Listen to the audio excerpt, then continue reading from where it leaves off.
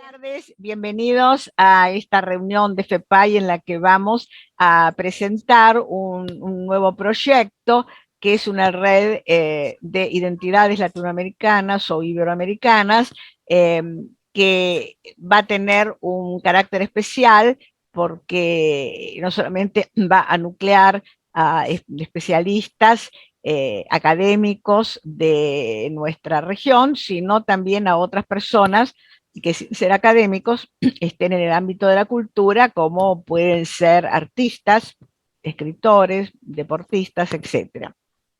Muy bien. La idea no surgió, y esto quiero señalarlo, desde hace años, que tuvimos la impresión de que las áreas en que estábamos haciendo nuestros trabajos eran demasiado compartimentalizadas y que en realidad la historia de la cultura latinoamericana nos muestra que casi todos los productos culturales importantes pueden ser analizados o estudiados desde diferentes perspectivas y también creados desde diferentes tradiciones de conocimiento y de prácticas.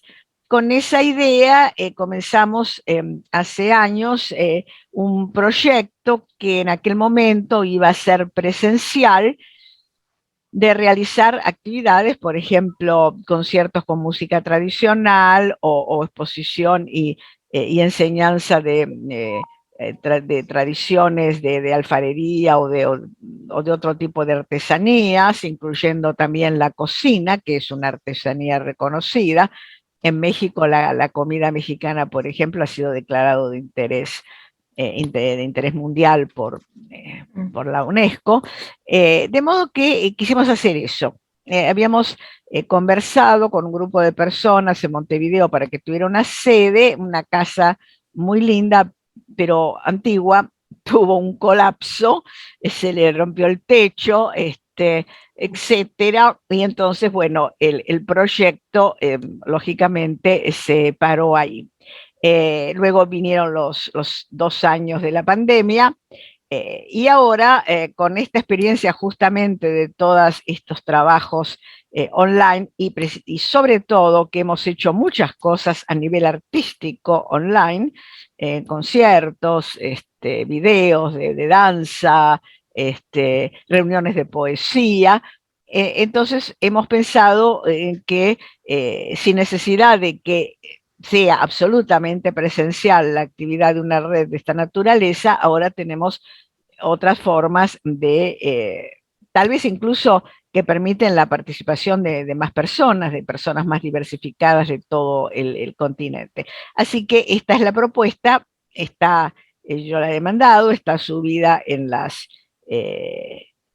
red y está también en los mailing que he mandado, ustedes la conocen, pero ahora la idea de los tres que nos hemos comprometido a llevarla adelante, es decir, Mario Mejía de Perú y Catalina de Espinosa de los Monteros, de García Espinosa de los Monteros de México, es porque nos comprometemos de alguna manera a pilotear, pero con la idea de que participen también personas de otros países y no solamente académicos como nosotros, sino eh, personas de otras áreas de la cultura.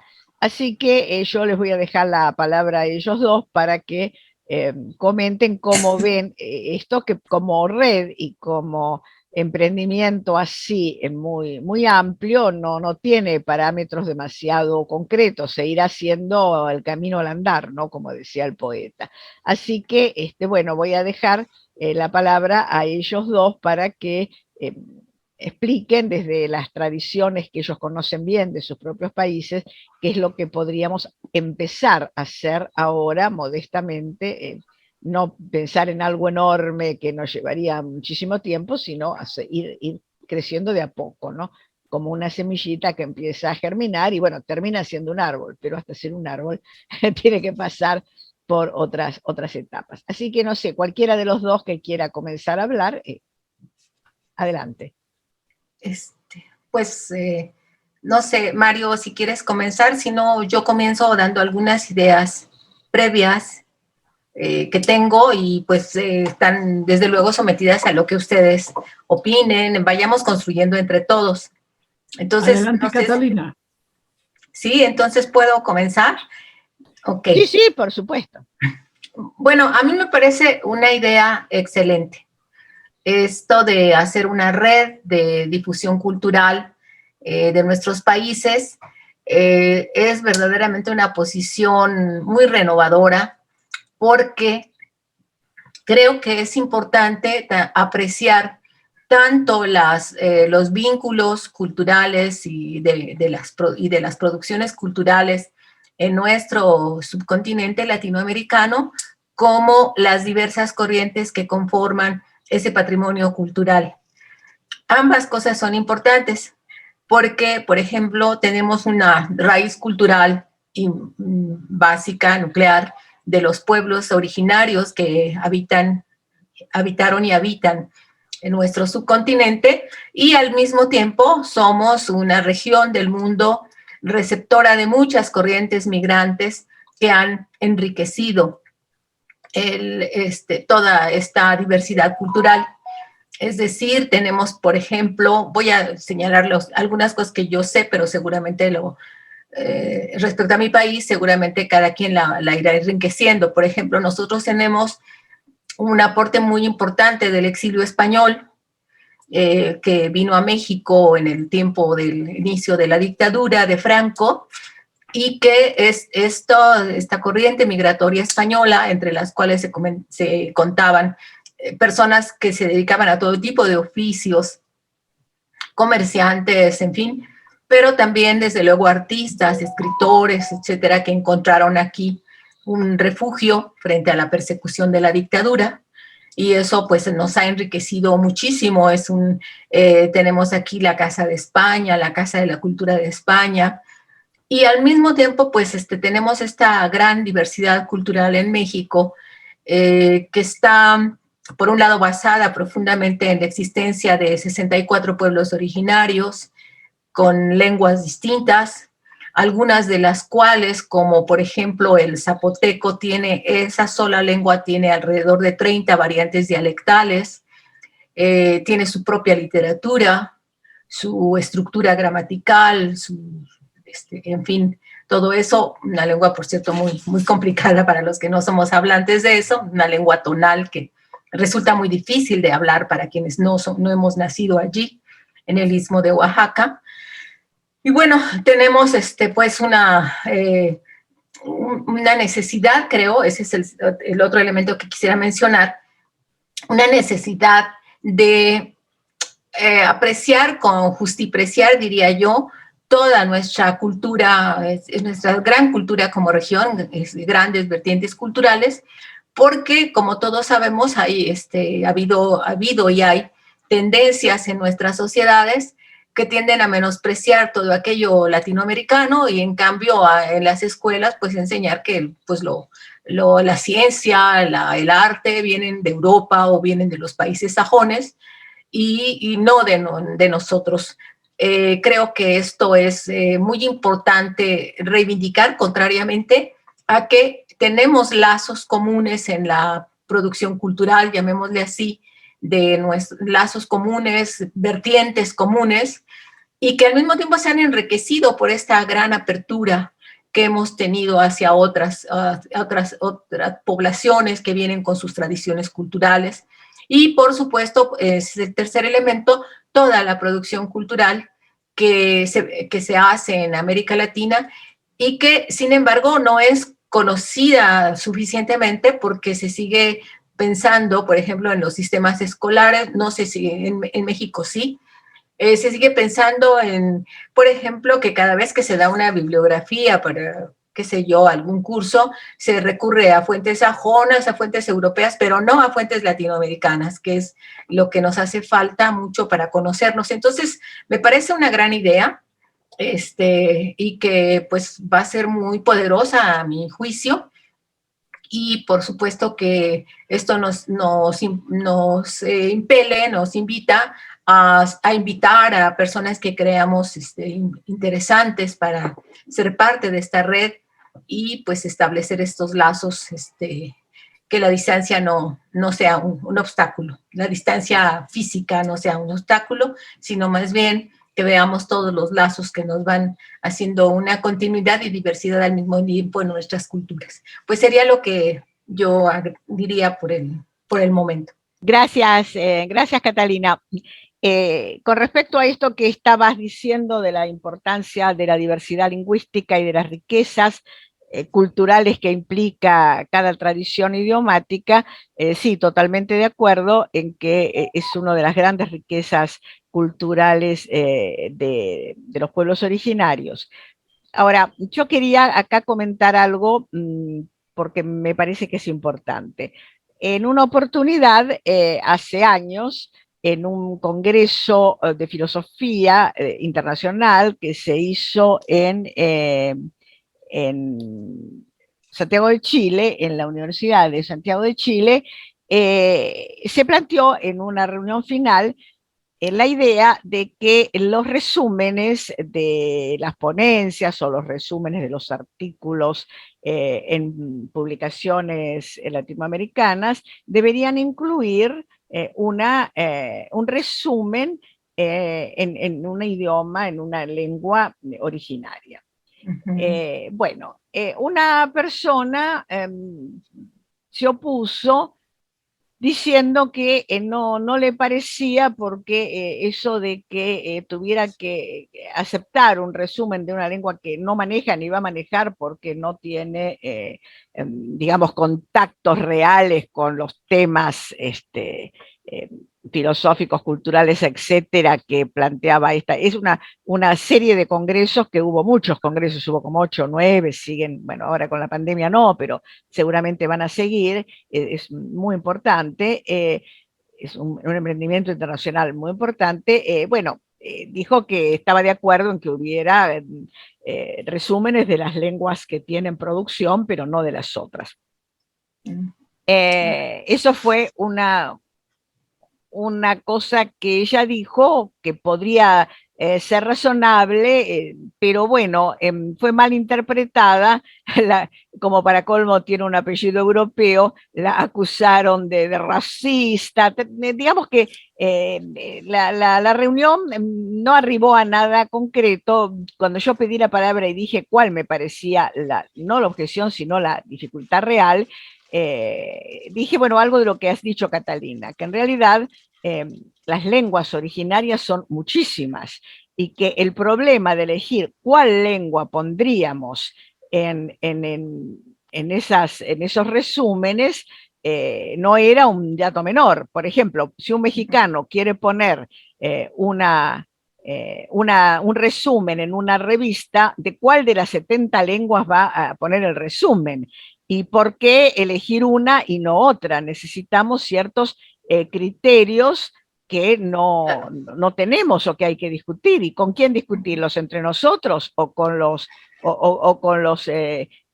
hablantes? Es complicado. Yo planteé eso, pero lamentablemente ya la gente estaba muy cansada, muy disgustada, y en una reunión que había más de 50 personas de 15 países, donde, bueno, algunos latinoamericanos y otros europeos, donde podría haberse tratado seriamente, eso no, al final se levantó la reunión sin ninguna solución. Yo creo que esto tiene dos aspectos y que lo quiero plantear porque a mí sí me parece que en la red esta cuestión idiomática tiene que ser central. En primer lugar, me acuerdo que hace muchos años, cuando en los foros internacionales el español o castellano no era lengua oficial de los congresos de filosofía, una de las cosas que se decían es que, bueno, si a los congresos no viene gente que hable español, es cierto, había poca gente, pero luego empezamos a ser muchos. Y cuando fuimos muchos, en el año 83, en el Congreso Mundial de Filosofía de Canadá, logramos que se reconociera como lengua oficial porque al final éramos muchos hispanoparlantes. Quiero decir con esto, y además que habíamos presentado ponencias, no solamente, Entonces, ¿por qué si nosotros somos una cuarta o una quinta parte, si somos más que los alemanes, si somos, ¿por qué tenemos que escribir en alemán o en inglés si hay más latinoamericanos y más hispanoparlantes en este congreso que alemanes? Bueno, tuvieron que reconocerlo y realmente ahora el español es una de las lenguas reconocidas a nivel internacional, por ejemplo, en filosofía. Por lo tanto, yo creo que para que se justifique la inclusión de una lengua indígena, tiene que haber una producción que de algún tipo esté expresando la posibilidad de esa lengua bueno, de que sea una lengua de la filosofía o de la sociología o de lo que sea. Y en este sentido, me parece importantísimo el aporte de Mario. Y por eso ahora le voy a pedir concretamente que nos hable de eso, porque yo sí creo que el quechua puede ser una de esas lenguas, y también pienso que el náhuatl puede ser una de esas lenguas en las que tendríamos que empezar a que nos suenen, por lo menos, ¿no? Así como a los argentinos, por ejemplo, o a los uruguayos, o a los brasileños del sur, nos suena el guaraní. Aunque el guaraní no tiene, lamentablemente, una cantidad de gente que lo escuche y lo trabaje como está sucediendo con el náhuatl, según tengo entendido, y con el quechua. Entonces, yo diría que como un primer aporte lingüístico tendríamos que intentar un acercamiento a tres lenguas que me parece que son originarias, que son suficientemente amplias como para ser reconocidas como lenguas con posibilidades de expresión, y que serían en primer lugar el quechua, porque de hecho eso ya se está haciendo, el náhuatl, que también entiendo que se está haciendo, y probablemente consigamos que se haga, hay algunos intentos con el guaraní. Entonces quería preguntarte, Mario, ¿qué te parece esta idea? Y en general a los que están presentes, si les parece que la idea de promover un conocimiento muy sencillo, ¿no? De algunas palabras muy relevantes para la cultura y la tradición de andina, por ejemplo, o mexica, etcétera, a ver si esto sería posible dentro de una propuesta como la de esta red. Quería preguntarte, Mario, tu opinión, porque has trabajado, ¿no?, el tema de las traducciones filosóficas al quechua, y luego, bueno, a los demás que quieran exponer alguna idea al respecto. Gracias, hermana Celina. Muy amable por darme la palabra. Saludos a todos. Encantado de contar con vuestra presencia. Muy bien. Sí, me parece acertada la propuesta que hicieron por entonces en Chile. Bueno, como la cosa no estaba muy madura, prácticamente no se quedó en nada, pero de entonces al día de hoy hemos avanzado bastante. Muchos indígenas hemos encontrado nuestra identidad, sí, nos hemos hallado nosotros mismos, y muchas personas que no tienen raíz indígena, pero caramba, luchan por el rescate cultural de nuestro medio, de nuestra cultura, de cada cultura, ¿sí? Entonces, me parece interesante, buena la propuesta, podríamos hacer la realidad. De hecho, yo ya he estado utilizando el quechua en muchísimas exposiciones, casi en todas, ¿sí? Mi siguiente paso sería hacer el resumen en quechua. Y los amigos aymaras lo harían en aymara, en guaraní, los demás, los mexicanos de repente, algunos en náhuatl. Pensaría que cada uno, cada indígena que expone, haga en el lenguaje de su cultura, como en mi caso, ¿no?, quechua inca, cosa que así contribuimos al rescate cultural, porque, por ejemplo, no podría yo hacer en aymara, ¿no?, por mucho que admire la cultura aymara. No sé, que cada uno, que cada disertante, que cada filósofo, cada investigador, sí, lo haga, tenga también de paso la intención y luche por rescatar la cultura propia, que al final es la cultura de todos. Sí. Bien, Claro, pues dentro de la cultura, así como exponía Celina, ¿no? Cabe todo. Folclore, conocimientos del mundo humano, social, contacto con la naturaleza, luego sí, los platos típicos, creencias, magia, algunas actividades de repente, o sí, sí, formas de actuar que de repente tienen sustento racional profundo, y otros de repente simplemente son creencias, ¿no? Pero que las creencias tampoco no son nada inválido, son una primera respuesta de repente sí, a problemas que en un medio cultural no puede explicarse racionalmente, ¿no? O sea, tendríamos una racionalidad religiosa, mágica, mítica, ¿no? Como el culto, pongamos, que dan a los muertos en México, ¿no? Es muy interesante, ¿no? Que aquí en Huancayo, por ejemplo, principalmente en Huancayo y en otros lugares, en el centro del Perú y en otros lugares, sí, cuando una persona anciana fallece, pues los familiares la entierran, pero antes de enterrarlo, pues en la puerta del cementerio, la banda que han contratado ejecuta la música folclórica que le ha gustado al difunto. Entonces hacen bailar, ¿no? El cajón, sí. Y hasta cierto punto, pues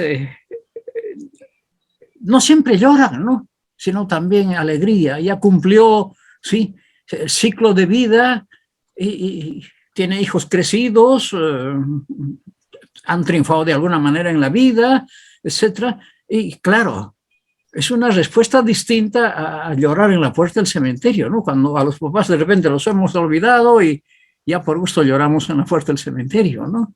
Solo se llora cuando uno muere por accidente, pongamos joven, ¿no? O en plena flor de la vida, diríamos, ¿no? Entonces tenemos distintas maneras de inclusive ver los aspectos de la vida, ¿no? Ahora que hablábamos de los incendios que hay por el centro o norte de Argentina, caramba, todavía es una costumbre en el Perú que no se puede erradicar.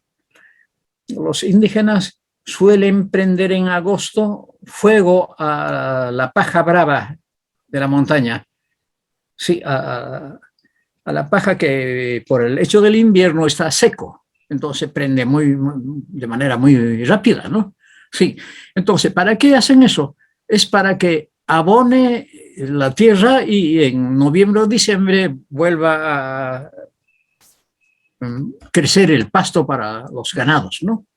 Pero como vemos, hoy esto es peligroso, ¿no? Es peligrosísimo porque no hay cómo controlar el fuego. Resulta que, para los que conocen el Cusco, llegando al Cusco tenemos a la mano derecha, ¿sí? Un cerro que se llama Viva el Perú, es que está inscrito en el cerro la frase Viva el Perú. Dice que antes había una hoz y martillo. Sí, entonces cuando entró un dictador, Manuel Odría, persiguió a los decomunistas, diríamos, ¿no? Y el hoz y martillo convirtió en una P, entonces arriba le puso Viva el Perú. Más abajito, Batallón Infantería número 9, abreviado. Bien, cuando era estudiante solíamos tener esa costumbre, mi grupo, de escalar las montañas más altas que están alrededor del Cusco. Sí, a pie, llevando nuestra mochila y refrigerio. Y resulta que subimos una vez a Viva el Perú y para calentar el asado que uno de los compañeros llevaba, prendimos fuego. Oiga, se prendió al ichu, a la paja brava, y nos fue difícil apagarlo. Se apagó así porque hubo contraviento, ¿no? Sí, sí, pero no porque nosotros queríamos. O sea, esto, cuando es de noche y hay bastante viento, puede incendiarse cerros y cerros. Miren, una costumbre terrible, pero que lo cuento desde carne propia. Mis hermanos iban de la ciudad del Cusco hacia el Valle Sagrado de los Incas, a un santuario a pie. Partieron como a las 6 de la tarde y estuvieron por voltear la montaña a pie, más o menos a 5 para las 12, algo así. vieron a lo lejos que había fuego. Oiga, en menos de 5 minutos avanzó con el viento y los quemó a todos, como a 17 personas. Solo se salvaron 4 o 5, entre ellos un hermano que tengo en Brasil que conoce Xavi. Sí, y otro hermano, porque él era el menor, otro hermano por salvarle a él se quemó y falleció. Murieron como 13 personas, de los cuales se han salvado 3 o 4. Miren, queda la costumbre. Y por supuesto es una costumbre ahora ya nociva. Habría que ver la forma de controlar, pero el fuego, el agua y el viento son incontrolables, entonces ya debemos cambiar estas costumbres, ¿no? Y de alguna manera, no sé, por radio, televisión, en fin, sacar artículos periodísticos de repente y ver cómo un incendio de repente, una fogata prendida inocentemente en Brasil, casi se quema todo Brasil, ¿no? Y ahora en Argentina, ni digamos, ¿no? Por lo menos un 25% creo que ha sido afectado del país, ¿no? Wow. Entonces, miren, hay costumbres buenas como costumbres no buenas, ¿no? Y necesitan dirección también. Y nosotros a veces tampoco conocemos como para decir, opinar algo sobre ello, ¿no? Bien, a ver, listo. En cada cultura, pues, tenemos un idioma propio. Ya dijimos que los expositores podrían presentar la sumilla en su idioma, pero también entrar al análisis, ¿no?, conceptual, a la racionalidad que encierra ese idioma, al idioma que ha sido un factor contribuyente para crear la cultura náhuatl, azteca, maya, inca y las otras culturas que han precedido a estas grandes culturas. Y el mismo hecho del castellano. El castellano peruano o latino es muy simpático. Bueno, me van a permitir poner un ejemplo. Ya alguna vez lo he puesto. Nuestra visión indígena, latinoamericana del mundo es estética. Utilizamos muchos diminutivos. Sí. Sí. Un mexicano dirá, ¿cómo estás, hermano? Requete bien. El re está mal, que está mal, te está mal. Digo, está de más, ¿no? Simplemente la respuesta era, estoy bien. Pero es requete bien. Miren, en quechua existe se puede decir lo mismo. Imaginayan, allí, yanmi, estoy añadiendo terminaciones. Cuanta más terminación se ve más hermosa la respuesta y la expresión. Bien, cuando alguien pregunta en el Perú o en el campo, ¿no? Oye, ¿dónde queda tal pueblo? Dicen, aquícito nomás, a la vuelta del cerro. Oiga, para voltear el cerro usted necesita 3, 4, 5 horas y escalar de 4 patas, como diríamos, ¿no? Alguna vez me pasó eso también. Estando estudiante, fuimos a buscar un sitio mítico del cual se cree que salieron los incas, Tambutoco, quiere decir, a ver, la cueva originaria, que es como un útero que pare, ¿no?, a las gentes. Por supuesto, es una tradición, pero pensábamos que era realidad y fuimos a buscar a la zona. Nunca encontramos. Preguntamos y nos dijeron, mire, aquícito nomás. Oiga, con la calor y todo, subimos la montaña de 4 patas y no encontramos nada. Sí, bien. Bueno, yo creo que ahora vamos a tener que entrar en la segunda parte porque se terminan los 40 minutos, pero quiero decir que me parece que la propuesta de Mario podemos aceptarla en el sentido de buscar en nuestros países a personas que puedan hacer ese tipo de estudio que propone Mario. yo personalmente no conozco, pero bueno, uno puede convocar y de alguna manera lograrlo. Eso por una parte. Pero por otra parte, quisiera decir que a mí me parece interesante también que a la gente que no es originaria de esos pueblos y que nunca va a hablar, como bien dice Catalina, esas lenguas, porque uno no nació ahí, no es una lengua madre, pero sin embargo puede llegar a gustarlas. Me parece que en ese sentido, por ejemplo, hacer algún video o convocar alguna reunión musical o literaria para que personas hablantes de esas lenguas nos hablen en esas lenguas o nos canten en esas lenguas y que nos resuenen, porque eso también es importante.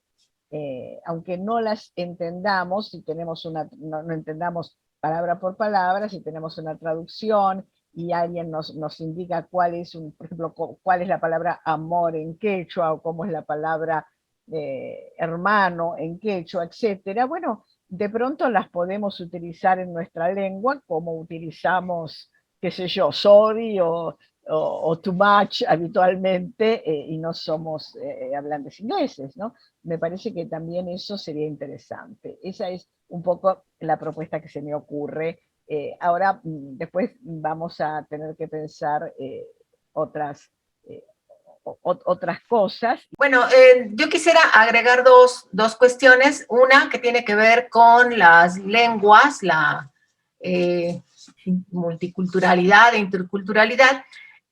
Yo mencionaría que a raíz del movimiento del alzamiento de los pueblos de Chiapas en 1994, posteriormente se hizo una modificación a la Constitución de la Nación Mexicana, donde dice que México es un país multicultural y que esa multiculturalidad está basada en la existencia de sus propios pueblos que tienen su propio territorio autónomo, sus propias lenguas, etcétera, etcétera.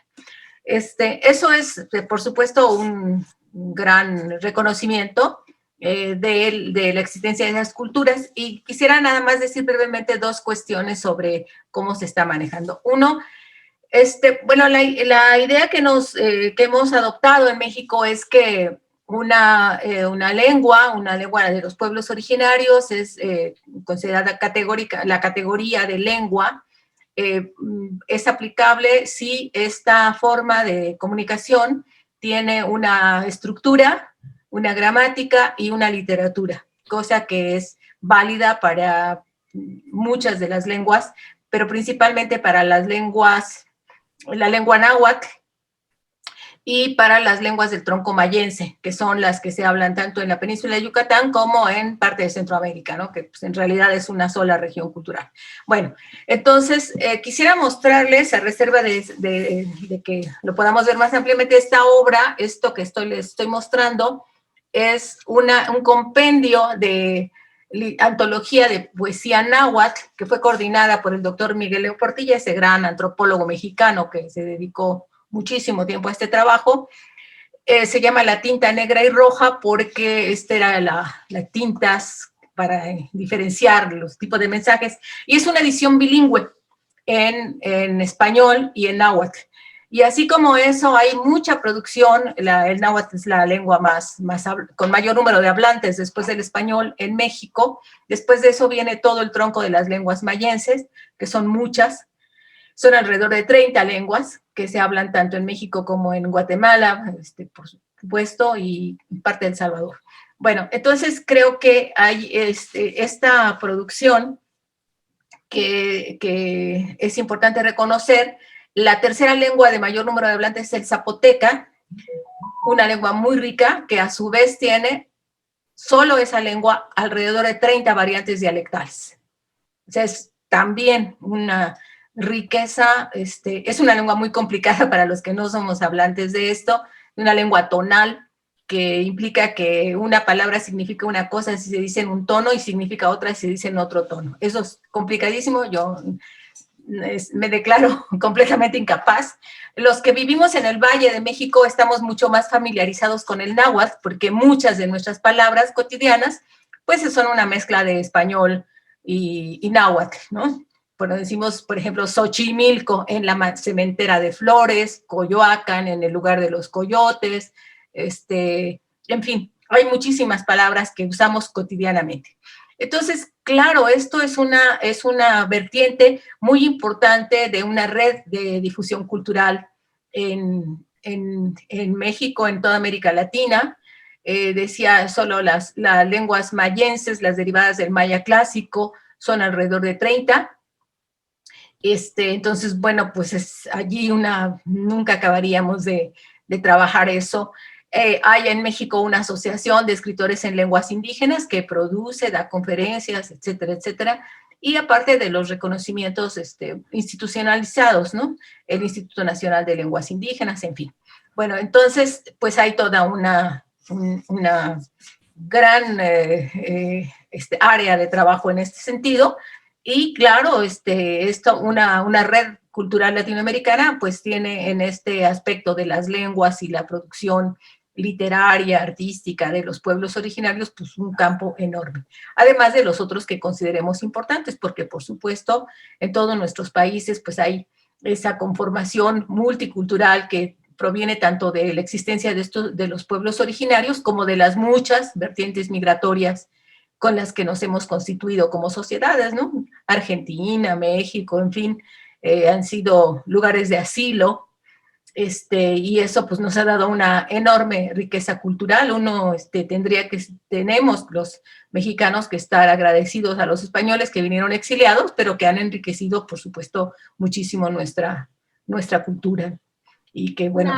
Una pregunta concreta, Catalina, ¿tú podrías ocuparte de hacer algunos contactos para nosotros con algunas de las personas que están en esas instituciones que has mencionado, como para integrar a una o dos personas en la red que puedan apoyar una propuesta de esta naturaleza, que me parece que podría ser, por ejemplo, una jornada, un simposio o algo así, pero donde participaran, además de los mexicanos, también no sé, peruanos o ecuatorianos, claro, por las lenguas andinas, o sea, en fin, que fuera algo un poco más amplio, aunque no fuera de muchísimas personas, pero sí tuviera una o dos personas que pudieran con conocimientos participar. Y la otra cosa que me parece importante es si podemos convocar a personas parlantes de esas lenguas como lengua materna, como es el caso de Mario, por ejemplo. Nosotros hace años intentamos también en FEPAL algo así, pero la verdad es que en Argentina no lo conseguimos porque no parece ser tan fácil en realidad encontrar auténticos. Muchos de los que se consideran, por ejemplo, en Argentina mapuches, en realidad no saben nada de la lengua. Algunos que son en Uruguay también tuvimos descendientes de charrúas, pero tampoco, ya no han sido, han perdido, son diríamos, descendientes desde el punto de vista, en todo caso, étnico, y se pueden autopercibir como pertenecientes porque tienen algún antecesor dentro de esa etnia, pero ya no, realmente culturalmente ya no pertenecen a ella. Entonces, encontrar personas que nos puedan realmente hablar, comentar, decir algo, cantar, recitar una poesía en sus lenguas, me parece muy importante y me gustaría saber si tanto Mario como Catalina pueden aportar en ese sentido. Bueno, por mi parte, yo creo que sí. Sí puedo hacerlo, me tengo que volver a conectar con algunas personas, en fin, pero pienso que sí esto es factible. En México incluso existe en la Secretaría de Educación Pública una Dirección General de Educación Intercultural Bilingüe que se ocupa de la atención a las poblaciones que hablan el español y otra lengua, para que reciban en la educación básica en ambas lenguas, ¿no? En español y en la que hablen. Y hay otros, por ejemplo, en México, seguramente ustedes saben que el gobierno federal desde hace muchos años, no sé, unos 40 quizá, no me acuerdo, distribuye libros de texto gratuitos en educación básica, hay una Comisión Nacional de Libros de Texto Gratuitos, y todos los niños en primaria reciben libros de la Secretaría de Educación, y estos se editan no solo en español, sino en 42 de las lenguas que se hablan en México. Entonces creo que esto es importante y seguramente podríamos acercarnos a quienes trabajan en la comisión y plantearles algo. Y por otra parte, se están haciendo esfuerzos por construir vinculaciones de conocimientos entre, por ejemplo, la medicina tradicional y la medicina académica. Entonces, por ejemplo, hay un colega de la UNAM, el biólogo Arturo Argueta, que hizo un proyecto de trabajo con médicos tradicionales de la propia Ciudad de México. En la Ciudad de México, como hay una zona rural, pues hay médicos tradicionales, y entonces él hizo una investigación junto con esos médicos tradicionales, publicaron un libro. Y entonces, bueno, sí, ese es un punto que me parece que merece una atención especial y es diferente al tema de la lengua. Claro, sí. Y concretamente, por ejemplo, la Asociación de Historiadores de la Ciencia de América Latina o la Red de Intercambios sobre la Epistemología y la Historia de las Ciencias Químicas y Biológicas, hemos trabajado el famoso asunto de las farmacopeas.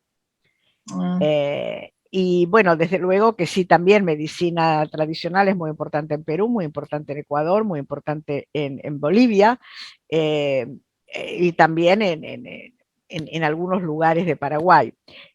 Yo creo que este tendría que ser un tema específico que podríamos tratar en otro momento. Yo quisiera decir que para no diversificarnos demasiado, porque somos pocos, nos concentremos en una cosa por vez, digamos, hasta hacerla funcionar. Y si les parece, este tema de las lenguas y de su difusión, su estudio, etcétera, podría ser el primero de los temas para empezar a trabajar con eso inmediatamente, con un proyecto concreto. ¿Les parece? Sí, sí, sí, a mí me parece bien. De acuerdo. Ahora, otra cosa que quería decir es Creo que... que Celia está levantando la mano. Sí, sí, pero quería simplemente terminar esto antes de dar la palabra, si lo tengo presente. Es que sería bueno que tal vez como grupo, para ir contando qué vamos haciendo, sin necesidad de que sea muy largo, digamos, por ejemplo, 40 minutos, una hora, nos reunamos una vez por mes y vayamos diciendo cómo nos fue en lo que nos propusimos. Por otra parte, hasta ahora, propiamente en la red no hay nada más que nosotros tres, pero sí sé que Celia Codeseira quiere integrarse, pero desde otra perspectiva, y ahora le voy a dar la palabra porque estaba interesada en eso, es otra tarea y es otra cosa, pero quiero decir que, a ver si podemos fijar, y no sé si podría ser, por ejemplo, como es ahora el último viernes de cada mes, ¿no? Hoy es el último viernes de cada mes, eh, a una hora que parece que a la tarde, que parece que más o menos podemos en general, ¿no? Eso es una idea para ver. Bueno, alguien había pedido la palabra, sí, Celia, adelante. Adelante, Celia. Micrófono, Celia. Ajá, tienes, ya. Quería hacer un aporte al tema de las lenguas. Nosotros acá en la Universidad de Buenos Aires tenemos la Escuela de Idiomas, donde se enseñan todos los idiomas europeos, pero también se enseñan idiomas autóctonos de nuestro país. Se enseña el quechua, se enseña el toba y algunas otras lenguas más, según la demanda que haya. Pienso que toda la gente de antropología que se engancha con esos temas. Yo conocí a un abogado que estudiaba quechua, por ejemplo, porque le fascinaba la lengua y la cultura, ¿no es cierto? Entonces, a lo mejor ustedes podrían ponerse en contacto, yo les puedo dar los datos de la universidad y hacer un intercambio con las lenguas nuestras y las lenguas mexicanas y las peruanas. No sé si les puede interesar, pero es algo que se me ocurrió en este momento. Claro. ¿No? Bueno, interesaría a nosotros en la red que podríamos propiciar, diríamos, esos encuentros. Sí, yo propongo que mande, vamos a hacer una especie de centralización, una especie de, llamémosle así, de chat, pero por correo electrónico, y nos vamos intercambiando los datos, ¿no? Yo te pediría que nos envíes, yo voy a hacer entonces esa especie de chat es más cómodo para que podamos mandar mucho material junto, etcétera, y vamos a intentar esos contactos. Yo te agradezco mucho porque tenía una vaga idea de eso que estás diciendo, pero no lo conozco, no tengo los contactos, ¿no? Así que muchísimas gracias por ese. Sí, claro. Sí, adelante. Quería agregar algo. En la Casa de Santiago del Estero, que es la representación de una provincia argentina en la capital federal, tiene cursos de quechua a nivel popular, y sé que no en este momento de pandemia, pero antes eran muy populares y se anotaba muchísima gente, algunos buscando sus raíces, ¿no? Así que a ellos también los podríamos incluir. Nada más. Claro. Muchas gracias por tu aporte, Celia. Bueno, entonces yo creo que podríamos empezar a pensar en la posibilidad de una primera actividad que sería el conocimiento, la difusión y la promoción de las lenguas indígenas a través de el grupo al que es de mexicano al que se refiere Catalina, las personas que conoce Mario en Perú y esto que nos está diciendo Celia de lo que se está haciendo en Argentina, aunque nosotros, por ejemplo, solamente en el norte y en una parte muy, muy pequeña del norte tenemos quechuas parlantes que en realidad más bien son aymara, creo yo, y además no es tampoco el quechua incaico al que es típicamente del Cusco al que se refiere Mario, pero bueno, estas son diríamos, matices que Sí. En la cosa gorda, que es que directamente parece que en nuestra cultura estas lenguas están olvidadas, creo que son matices que no vale la pena preocuparnos demasiado por ellos. Entonces yo diría que como una cosa concreta voy a formar este chat con las personas que estén interesadas, es decir, en estos momentos se incorporaría entonces a la red Celia, que por otra parte tiene un proyecto, pero de otra cosa completamente diferente, y creo que lo vamos a dejar para hablar en la próxima reunión, que sería en marzo. Si les parece, podemos fijar, por ejemplo, salvo alguna cosa que no ande, el 25 de marzo, a esta misma hora, y nos reuniríamos para ver cómo hemos avanzado en esto y la propuesta que tenía Celia de trabajar con las imágenes que crean tradiciones criollas en el siglo XIX. Lina. No sé si hay alguien más que quiera comentar algo. Sí, yo quiero proponer una cosa. Sí, adelante. Concreta.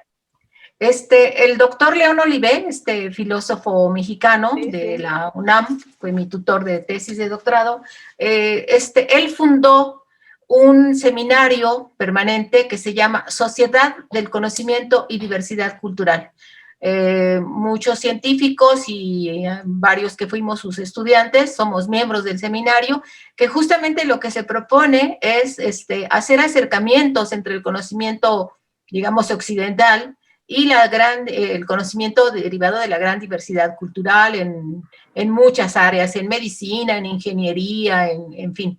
Entonces, el doctor Olive falleció en 2017, después el seminario lo tuvo a cargo el colega Martín Puchet, un colega argentino que hace mucho que vive acá, y ahora está... Es Puchet, ¿verdad?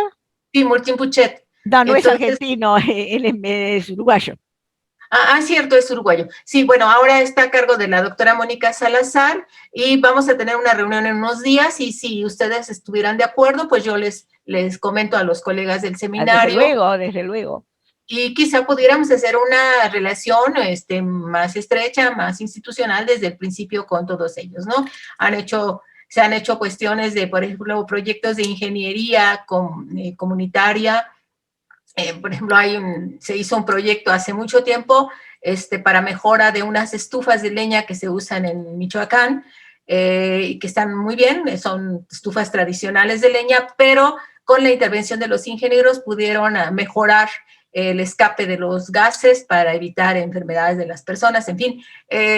Sí, proyectos de esta índole se han hecho varios, y creo que sería interesante, si están de acuerdo, yo le planteo a la doctora Mónica Salazar esta iniciativa y podemos establecer una relación, me parece. Me parece muy interesante, siempre claro sobre la base, como ya lo dije al comienzo, de que no se trata de que esta sea una red multitudinaria, sino que los que estén hagan cosas. Claro. Porque eso, si no, son como esas sociedades que tienen 400 miembros, pero a la hora que hacen, no sé, un congreso o una reunión no van ni 20. Entonces, sí. Eso tampoco, ¿no? Claro. Es un enorme trabajo burocrático de mantener una estructura de mucha gente que no aporta. No es la idea en FEPAI, como ustedes saben, y en general lo que hacemos en Ocopisteme y en Milenio Memoria somos pocos, pero bueno, cada uno de los que está aporta, ¿no? Claro. Entonces, esto se puede llevar adelante con poca gente, pero con resultados académicos importantes. Me parece, creo que estamos todos de acuerdo en eso. Creo que Xavi quería decir algo, ¿no? Xavi quiere participar. Sí, adelante. Sí, muchas gracias, Elina. Gracias al profesor Mario por haberme invitado a la reunión y por medio tuyo, Celina, y las amigas aquí convocadas, Catalina, Dulce y Celia. Yo estoy muy agradecida por ser parte del equipo de trabajo que se está implementando, Celina. Y también comentarte que, por ejemplo, en el campo del pensamiento peruano, ¿no?, que además responde a toda una mentalidad que se ha dado en el periodo prehispánico, ¿no?, con el pensamiento andino. Tenemos nosotros aquí grandes estudios y muy buenos investigadores que además, así como la amiga Catalina, tenemos a profesores nuestros a quienes recordamos con mucho cariño, que quizás los has conocido, has escuchado de ellos, como María Luisa Rivara de Tuesta, nuestra gran maestra. Y ella pues nos ha dejado todo un legado que nos gustaría mantener y continuar además, ¿no? Y junto con esto tenemos los trabajos que, como sabes, el trabajo en el campo de la cultura o en el campo de la filosofía es un trabajo que requiere de una continuidad, pero muy cuidadosa para mantener vigente toda esta tarea que venimos haciendo, y desde luego que requiere esfuerzos, que si nosotros nos unimos es posible realizar grandes proyectos, ¿no? Entonces cuenta con nosotros. Muy bien, Xavi, bienvenida a la red. Mario, sí, bienvenida. Con mucho gusto, y es más, pongo a disposición de ustedes la revista de filosofía en el Perú, Pensamiento e Ideas. Es una revista que junto con el profesor Mario, que muchísimas es parte gracias. de nuestro comité editorial, dirigimos, ¿no? Y se encuentra pues en formatos virtuales, y estamos muy pronto de conseguir la indexación con un último número que estamos editando, así que si es que tienen algún artículo listo, lo han trabajado ya y está listo para publicarse, los invito a que nos envíen al correo quizás del profesor Mario Mejía, o al mío también les puedo hacer muchísimas llegar. Gracias. Lo que sí desde ya te pediría es si podemos, supongo que la revista nos tienes que mandar para que podamos entrar. Yo no la he visto, no creo que he visto algún artículo, pero no. Sí, les Así que, puedo bueno, mostrar, si me permites no, bueno, compartir no importa, pantalla. esto me lo mandas y yo lo pongo en la página y todo esto, ¿no? Ahora no perdamos Perfecto. mucho tiempo en esto. Pero bueno, me parece también importante que en alguna sección de informes, etcétera, te mandaríamos un informe de esta red para que se pueda presentar. Se Por pueda poner supuesto, el informe como noticia, ¿no? Para que la desde gente se luego que entere. sí. Como digo, no se trata de que sea un montón de personas, sino que los que se anoten con una propuesta concreta, por un lado, y con un ofrecimiento, esto como el tuyo que estás haciendo, o como lo que comentaba Catalina y lo que decía Celia, de que pueden hacer los acercamientos, ¿no? Aun cuando no hagan un trabajo concreto sobre la lengua originaria, pero los Ujú. acercamientos, el apoyo, la preparación, sería probablemente muy interesante, ya que tenemos esta posibilidad de un pequeño dossier de 4 o 5 trabajos sobre este tema de las lenguas. Ujú. Perfecto. No, Cuenta no con sé todo si mi la, apoyo, no sé Celina. si la revista admite la presentación de dossier, o sea, algunas revistas sí, otras no, o sea, una unidad, ¿no? Con una introducción y con varios trabajos sobre el tema. A mí me parece que si tenemos esta posibilidad en la revista, sería muy bueno que se pudiera promover un pequeño dossier de 4 o 5 trabajos sobre este tema y publicarlo. Esto sería un aporte real, no una divagación, ni tampoco lo que a veces sucede, que todos estos, digamos, estos trabajos quedan un poco dispersos. Por ejemplo, una persona interesada en las lenguas y en la cultura lingüística de estas lenguas no tiene un dossier que a la vez le informe, por ejemplo, sobre el toba, sobre el nahuatl, no, está todo disperso en cada uno de los países. Por eso la idea de una red es precisamente para superar ese aislacionismo, eh, que es normal, porque naturalmente cada país y cada universidad, etcétera, genera algo local, ¿no? Pero para eso están las redes, ¿no? Sí. Para hacer justamente esos nexos. Te agradezco muchísimo, Xavi, porque te agradecemos todos, porque realmente me parece ya muchísimo, ¿no?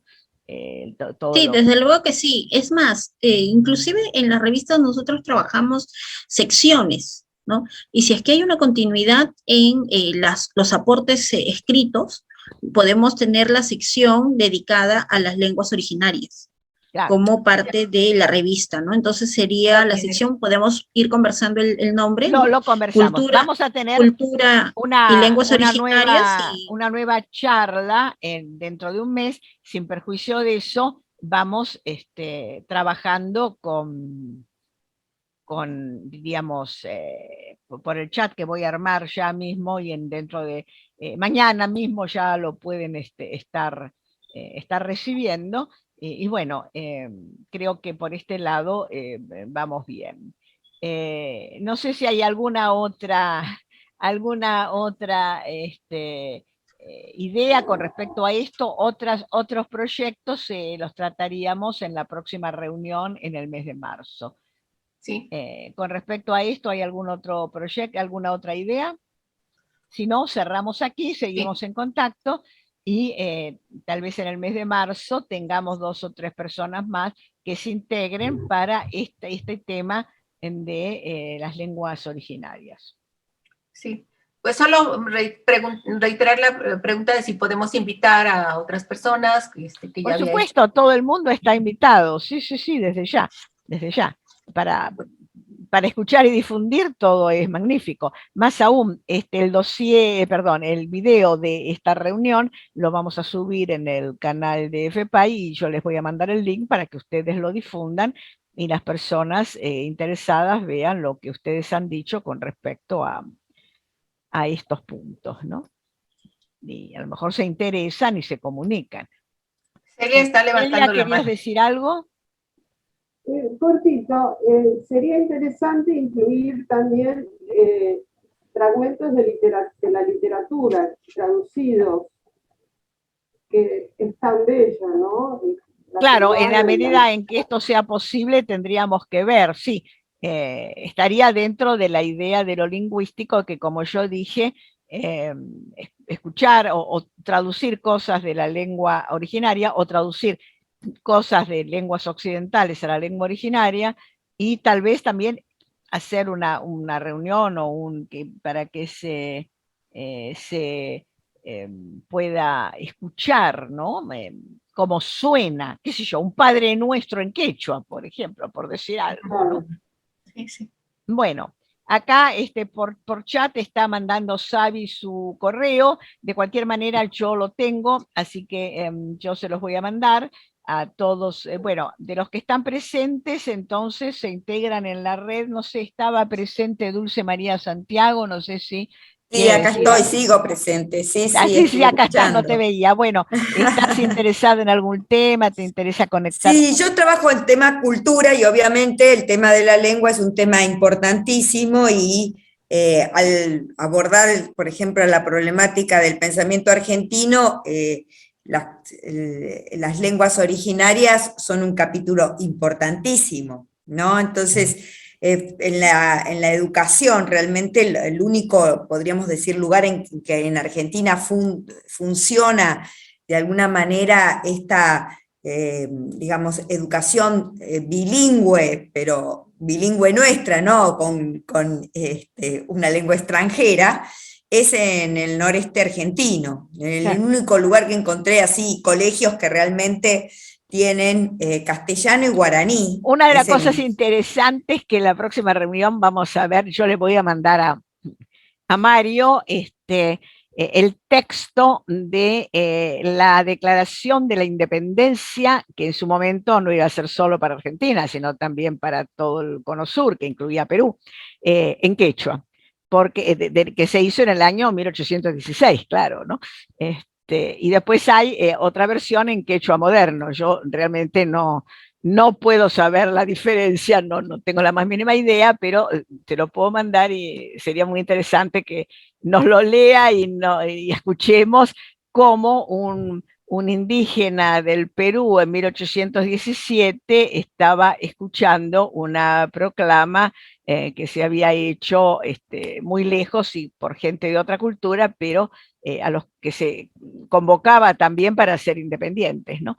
Bueno, entonces vamos a quedar acá y los convoco para la próxima reunión el viernes, el último viernes de marzo, y mientras tanto seguimos con estas ideas y sería muy interesante que nos pases eh, Dulce, de lo que vos sepas acerca de estos colegios que están enseñando, porque tampoco no teníamos interés, así que ese sería el deber. Bueno, todos tenemos deberes para dentro de un mes. Ha sido un gran gusto, les mando un abrazo grande, creo que vamos a realmente a lograr hacer cosas lindas.